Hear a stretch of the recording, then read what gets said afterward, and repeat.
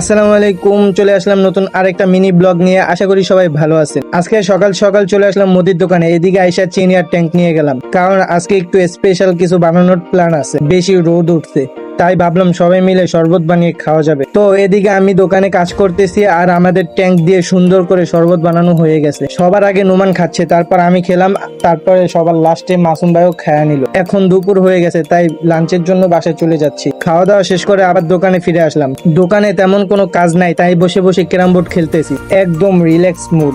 বিকালবেলা একটু হাঁটতে বের হলাম, হঠাৎ করে দেখি এলাকায় একটি হাতি এসেছে অনেকদিন পর। এটা দেখে এলাকার ছোট ছোট পোলাপান যে আনন্দ আর নাচানাচি একদম দেখার মতন ছিল। রাতের দিকে একটু রিস্কা নিয়ে ঘুরতে বের হলাম। ঘুরতে ঘুরতে কিছু নাস্তা নিয়ে আবার দোকানে চলে আসলাম। সবাই মিলে বসে পুরি খাচ্ছি, গল্প করছি আর মজা পাচ্ছি। আর এই কাপড়গুলো দেখতেছেন, এই কাপড়গুলো আমার মামা আনছে ব্যবসা করার জন্য। তো আজকের ব্লগটা এখানেই শেষ করছি। আশা করি ভিডিওটা আপনাদের ভালো লেগেছে, আর ভালো লাগলে লাইক কমেন্ট শেয়ার করতে ভুলবেন না। আল্লাহ হাফেজ।